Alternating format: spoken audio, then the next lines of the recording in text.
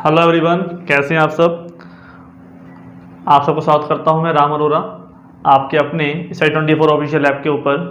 प्यारे बच्चों, last time जो हमने टॉपिक पढ़ा था वो था बीजीय व्यंजक और सरल समीकरण, अलजेब्रिक एक्सप्रेशंस एंड आइडेंटिटीज, और आज हम इसका पार्ट लेके चल रहे हैं सेकंड। ठीक है, सेकंड पार्ट लेके चल रहे हैं और इस सेकंड पार्ट में हमारे पास जो चीज़ आ रही है उसमें क्या है, देखो कि बहुपदों को कैसे जोड़ा जाता है, कैसे घटाया जाता है, कैसे गुणा किया जाता है, ठीक है, और कैसे डिवाइड किया जाता है। इस चीज़ में आपको ये सिखाएंगे। तो पहला टॉपिक हमारा है बहुपदों का या पॉलिनोमियल्स का ऐड करना का योग। ठीक है, एडिशन ऑफ टू और मोर पॉलिनोमियल्स। ठीक है, एडिशन हमें करना है दो या दो से ज़्यादा जो पॉलिनोमियल्स है ना उनका। तो एडिशन करने के लिए आपको पता ही है कि एडिशन कब किया जाता है। एडिशन करने के लिए आपको सेम टर्म होना जरूरी है। जैसे 5x में आप 5x को जोड़ सकते हो तो जो 10x बनेगा।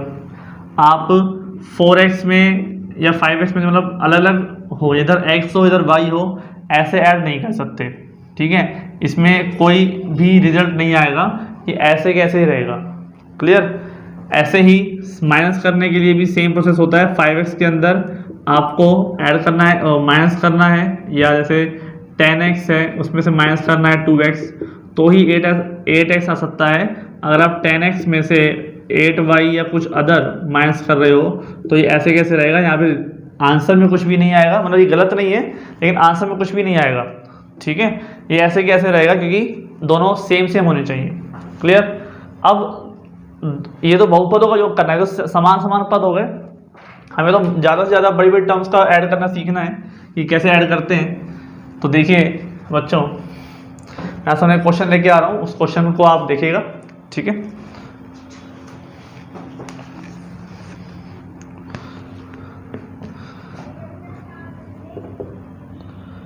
Five a square plus 16 b square सी सा स्मूथली काम कर लें इसमें। ठीक है, तो ध्यान देखिएगा।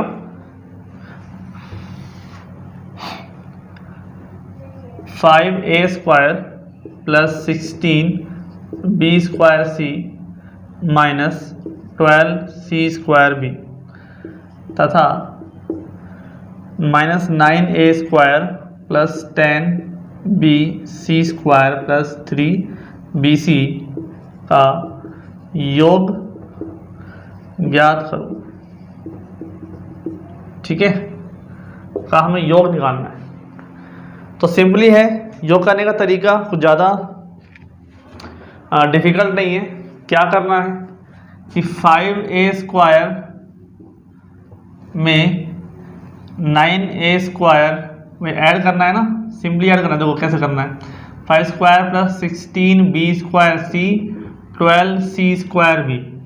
ठीक है, हम जैसे ऐड करते आ रहे हैं वैसे ऐड कर सकते हैं। दो तरीके ऐड करने के, या तो सब चीज़ों को उठा के इसके नीचे लिख दो या इसके आगे लिख सकते हो आप ब्रैकेट के अंदर। 9a square plus 10 b c square plus 3 b सी।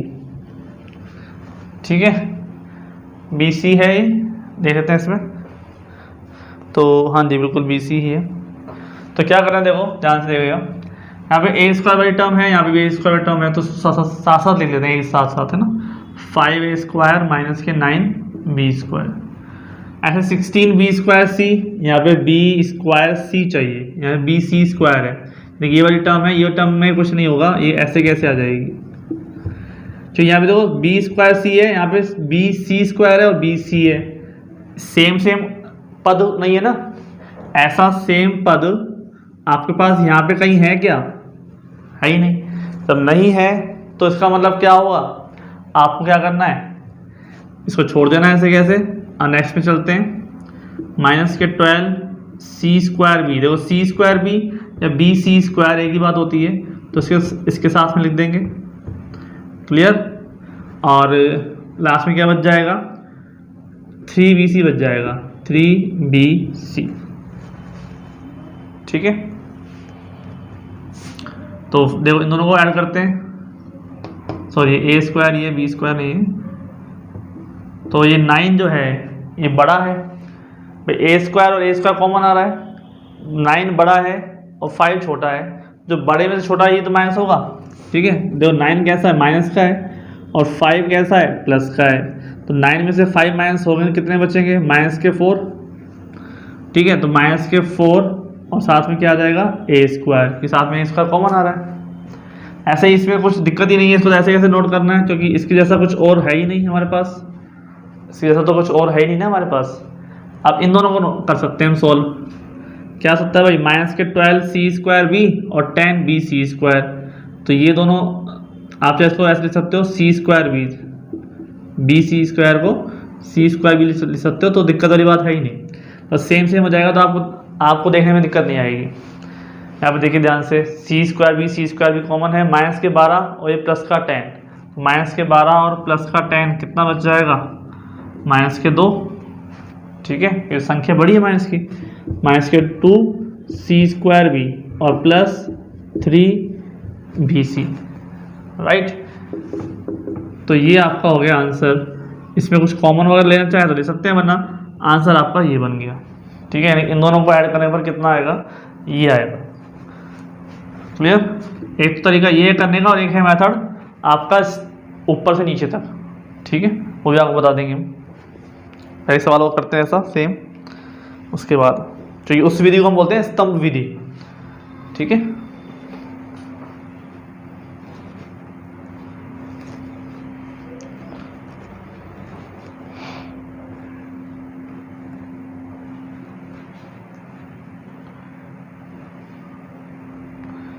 तो नोट करते हैं इसको, आप लोग नोट कर लिया होगा उम्मीद करता हूँ। एक क्वेश्चन और लेते हैं ऐसा,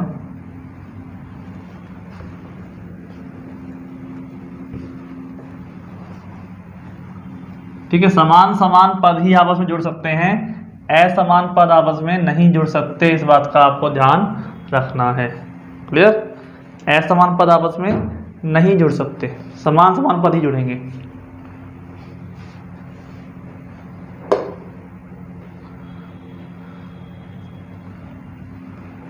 तो देखिए एक क्वेश्चन और लेके चलते हैं आपके सामने। क्वेश्चन है, अच्छा क्वेश्चन है ये। 3/2 x square plus 2x minus 3 तथा 5/3 x स्क्वायर माइनस के 5x प्लस 9 के योग में से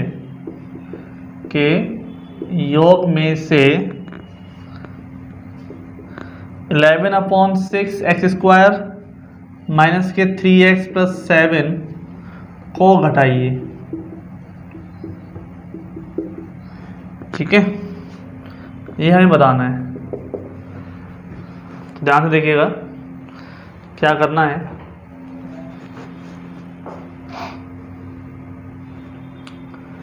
इसमें से इसको जोड़ना है, दोनों को जोड़ना है, और उन दोनों का जो ऐड आएगा उसमें से इसको घटाना है, ठीक है। तो पहले हम चिन्हों का ध्यान रखेंगे, चिन्ह कैसे लगाने हैं। इन दोनों को जोड़ना है तो साथ साथ लिख लो पहले, 3/2 x square plus 2x minus 3 plus 5/3 x square minus के 5x प्लस 9, ठीक है।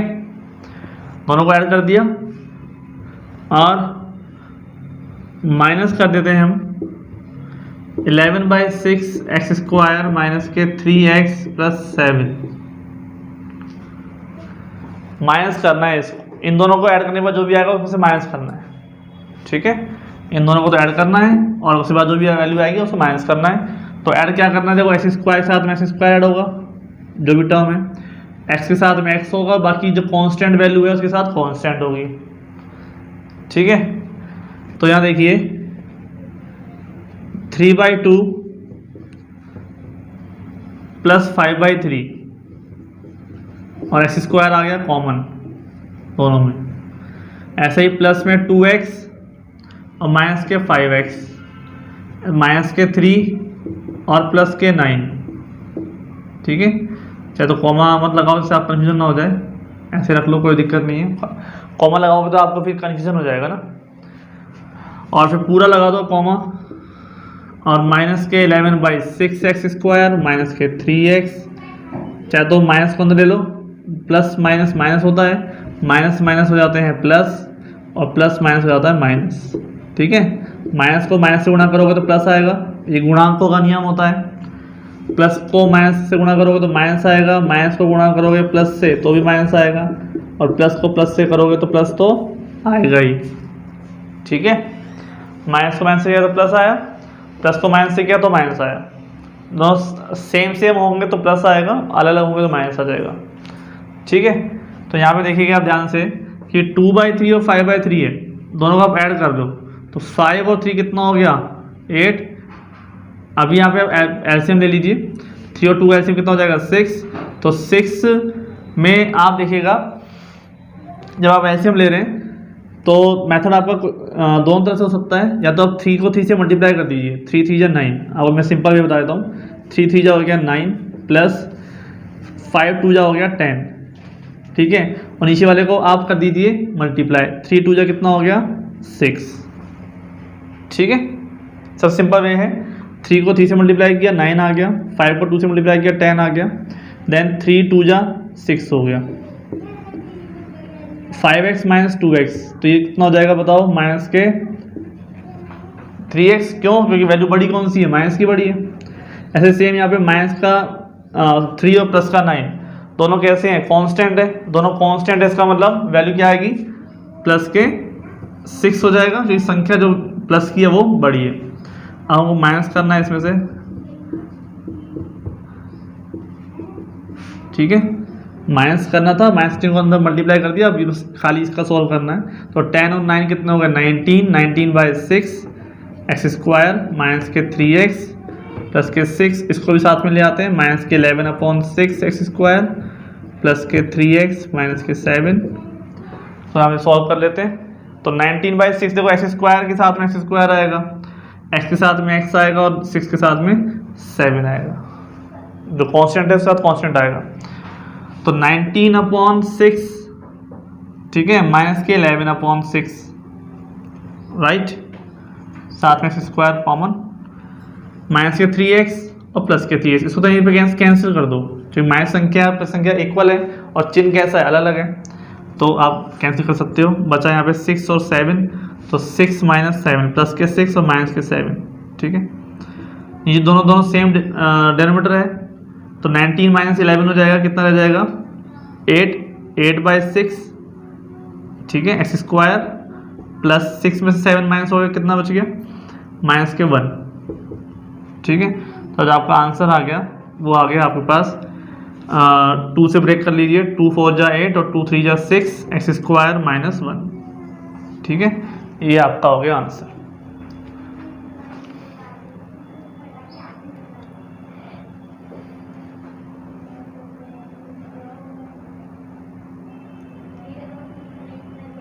ठीक है, आप लोगों को सब दिख तो रहा होगा, आराम से देख लीजिए, नोट कर लीजिए, और कहीं कोई दिक्कत हो तो आप पूछ सकते हैं। बस कैलकुलेशन करना आना चाहिए आपको, कैलकुलेशन करने में ज़्यादा हार्ड नहीं है। ठीक है, इसमें क्या है, आपको जो वैल्यूज़ हैं इस तरह से ब्रेक करनी है डायरेक्टली, और x² जो गुणांक है, जो टर्म्स हैं पावर्स वाली, उनको सेम को एक साथ कैलकुलेट करना है। ठीक है, जैसे x के साथ में x, कांस्टेंट के साथ में कांस्टेंट, और जो भी टर्म्स हैं आपके पास उसको लेके चलना है। क्लियर? तो उसके बाद नोट कर लीजिए, फिर आगे चलते हैं नेक्स्ट क्वेश्चन की तरफ।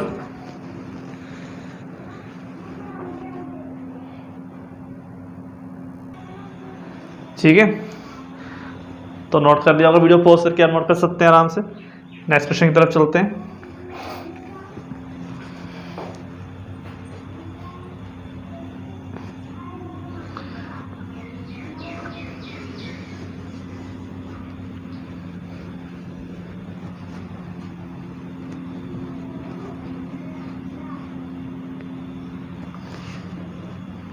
तो ये था आपका बहुपदों का योग।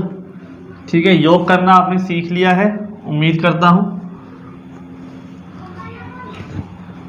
आपने सीख लिया होगा बहुपदों का योग करना। ठीक है, तो योग करने के लिए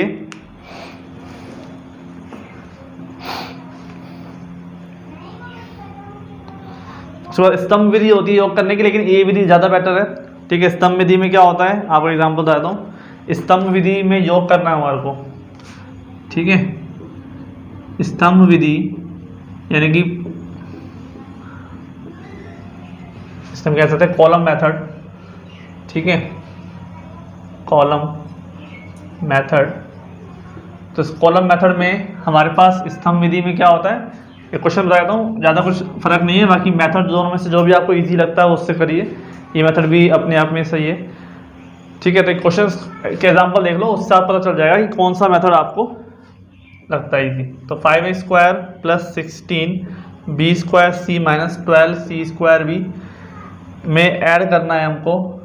ठीक है, प्लस करना है, क्या करना है, माइनस के 9a² + 10 bc² + 3bc। ये पहला वाला क्वेश्चन ही लिया है हमने, जो क्वेश्चन हमने पहले किया था ना, दोनों का ऐड सम करना है। तो जो कॉलम मेथड होता है उसमें क्या करते हैं कि आपके पास जितनी भी टर्म्स हैं, सेम टर्म्स हैं, उनको एक के नीचे एक लिख लेते हैं। जैसे 9a² ये सेम है a² के साथ में, तो उसके नीचे आ जाएगा। 16b² से, तो b² से यहाँ पर कहीं है क्या, नहीं है, तो ये ऐसे कैसे छोड़ दिया जाएगा। ठीक है, माइनस के 12 c² और c² देखो bc² लिखा हो या c² लिखा हो, एक ही बात होती है, मैं पहले बता दिया आपको। तो इसके नीचे आ जाएगा ये प्लस के 10 c² या b² c, एक ही बात है। ठीक है, अब देखो 3bc ये आपको लिखना है। अब 3bc लिखने के लिए आप तो या तो इसके नीचे भी लिख सकते हैं या फिर अलग से लिख सकते हैं। ठीक है, आप अलग से लिख दीजिए जिससे आपको कन्फ्यूजन ना हो। अब जिसके नीचे जो टर्म्स हैं उसको सॉल्व करते जाइए। अब आपको प्लस करना है तो कोई भी साइन चेंज करने की जरूरत नहीं है। ठीक है, एज इट इज सॉल्व कर लीजिए। जैसे 5 है और 9 है, तो बड़ा कौन है, माइनस के 9, तो सॉल्व होकर कितना आ जाएगा, 4 a² का a² आ जाएगा। ठीक है, और माइनस बड़ा है 9, तो माइनस नीचे आ जाएगा। इसके नीचे कुछ भी नहीं है, इसका मतलब 16 b² c को आप ऐसे कैसे कैरी कर लोगे। ठीक है, और इन दोनों के अंदर सेम टर्म है, लेकिन माइनस का 12 बड़ा है, तो माइनस के 2 और c² b आ जाएगा, क्योंकि 10 माइनस हो जाएगा 12 में से, और प्लस के 3bc ऐसे आ जाएगा। ठीक है, तो ये मेथड था आपका कॉलम मेथड। ऐसे आपको इजी लगता है तो आप ऐसे ही कर सकते हैं, लेकिन आंसर आपका एक्यूरेट आना चाहिए। ठीक है,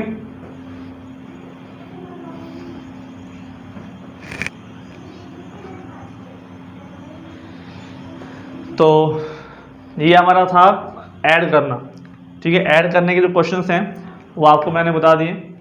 नेक्स्ट वीडियो में हम लेंगे सब्ट्रैक्ट करना, मल्टीप्लिकेशन करना, डिवाइडेशन करना, सब एक एक आपको स्टेप बाय स्टेप बताते जाएंगे। ठीक है, तो मिलते हैं फिर नेक्स्ट लेक्चर में। आज के इतना ही रखते हैं, प्रैक्टिस करते रहिए, आगे बढ़ते रहिए। Thank you.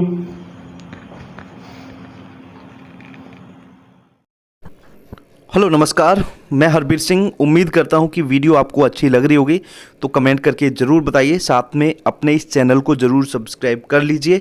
इसके अलावा डिस्क्रिप्शन बॉक्स में हमारे स्टडी ग्रुप का लिंक है, जिसको आप ज़रूर ज्वाइन कीजिए। साथ में स्क्रीन पे आपको हमारा व्हाट्सएप नंबर दिख रहा होगा, इस पे ज़रूर मैसेज करें और हमारे स्टडी ग्रुप में आप जुड़ जाइए, जिसमें आपको अपडेट मिलेंगे। अपडेट के लिए आप जुड़ सकते हैं और स्टडी मटेरियल के लिए आप जुड़ सकते हैं, और एक दूसरे के साथ डिस्कशन करने के लिए, गाइडेंस के लिए आप हमारे साथ जुड़ सकते हैं। तो आप दिए हुए नंबर पे व्हाट्सएप मैसेज करें, हमारे साथ जुड़ें। धन्यवाद। चलो वीडियो को कंटिन्यू करते हैं।